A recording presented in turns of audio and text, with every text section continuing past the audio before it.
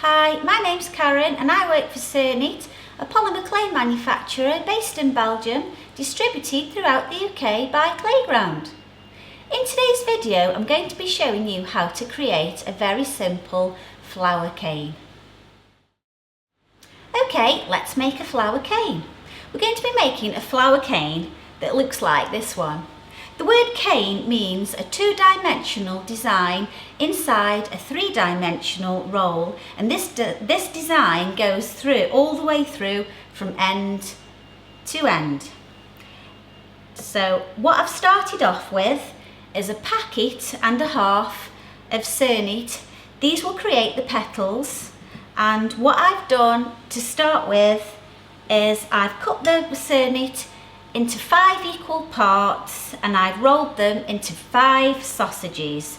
So I've done 4, so I'm just going to show you how to do the 5th one. So I'll just put those to one side and I'm just going to roll the 5th petal just to show you how it's done. So I'm just giving it a little roll and I press, just making sure that there are no air bubbles in there. If there are air bubbles in there, then the clay does just break up. So you just need to, lots of little presses, also pushing inwards. That's a good tip for getting rid of air bubbles, and lots of little rolls. So once you have your roll there, I'm going to make sure that it's the same size as the other rolls that I've done. So I'm just going to place them all together and I'm going to take the blade and I'm just going to trim the ends just so that I've got nice, sharp, clean ends there. And just check that they're all roughly the same size. So now what we need to do is we need to wrap the petals like this one. So we're going to wrap the roll and we're going to insert a piece of clay in the centre to create the petal.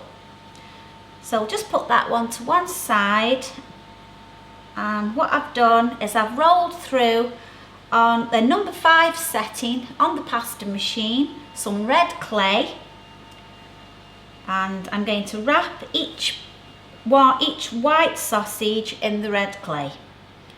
So just pop it on there and roll one end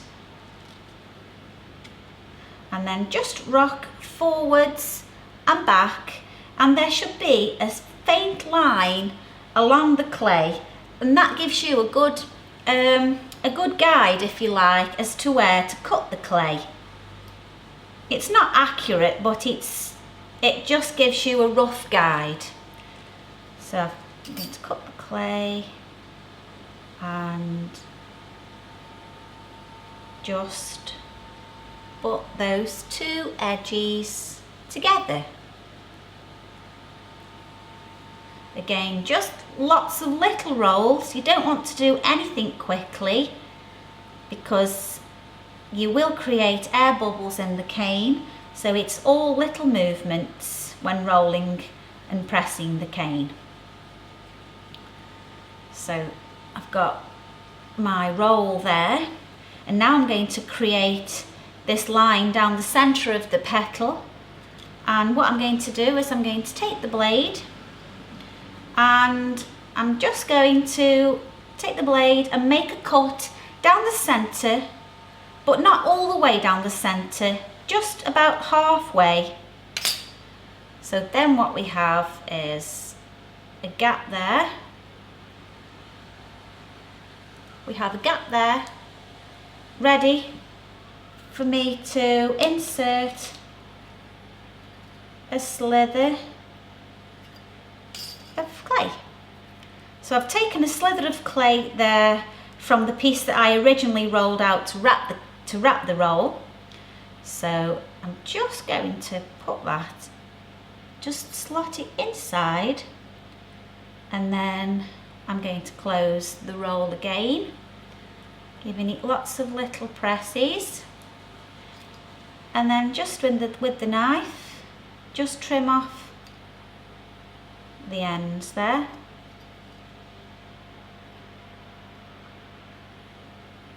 Do be careful, you don't want to be cutting yourself.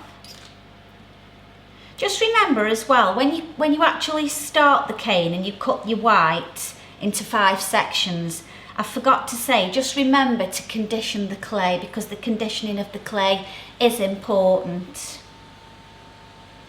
So there we have our first petal.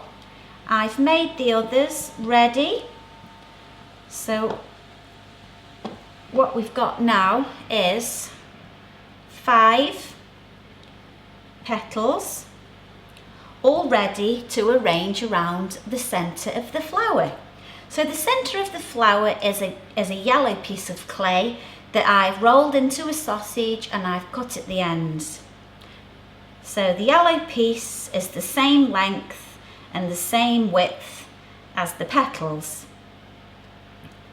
So I'm going to start arranging the petals around the yellow centre.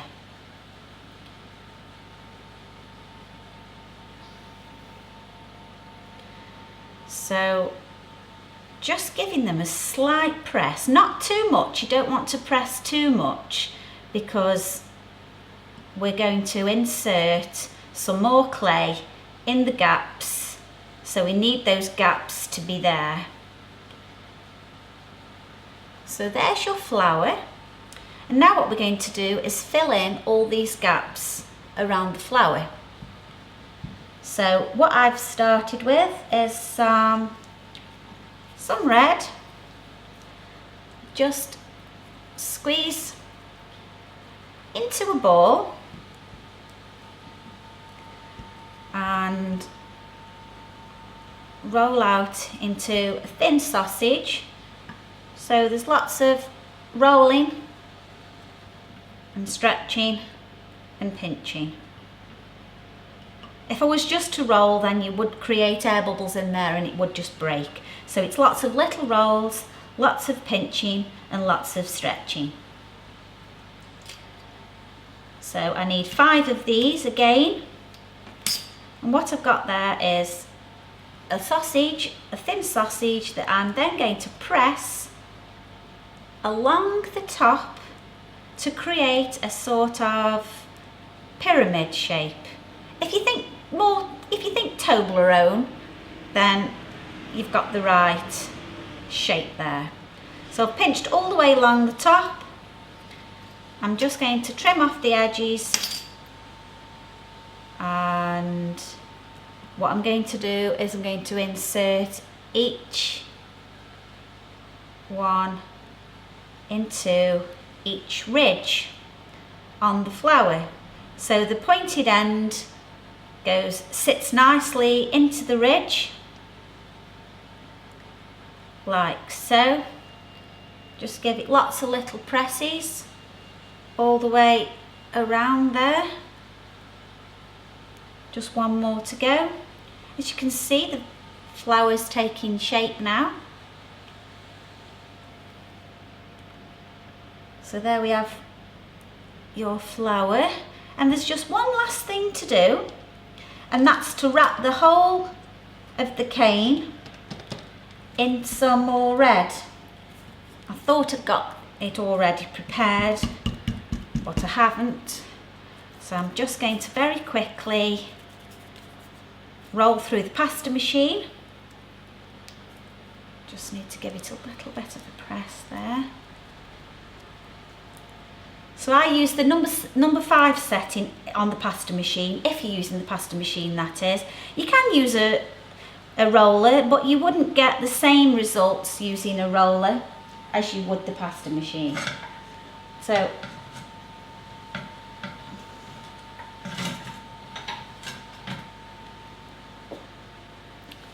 what I've done there is I've rolled a piece through the pasta machine, and I'm just going to wrap the whole thing in a sheet of red clay,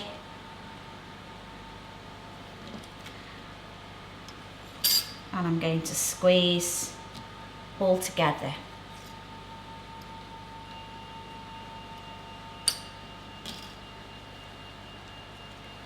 So there you have the cane with everything all in its place. Now what we need to do is just to bind it all together. So I'm just giving it lots and lots of little squeezes, little rolls there, a little roll on the work surface, pressing down quite hard.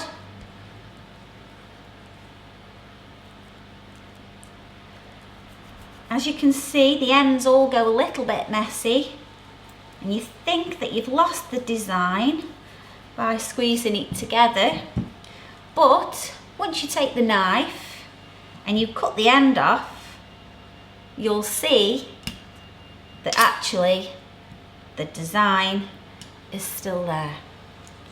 Now I'm just going to show you very quickly how to reduce the cane to get it really small. So I've just taken a small slice of the cane and I'm just quickly going to press in my fingers to reduce the cane down to a smaller size. The smaller size then can be used for beads or buttons. Lots of things actually. You can also put it onto glass or wood, metal. So again, lots of little rolls there, lots of pressing, lots of stretching. And again, the ends go messy, and again you'll think that the design is gone. But when we take our knife, cut into the cane, and the flower's still there. Sometimes you will have to cut a little bit more off to see that the flower's still there. But there you have it.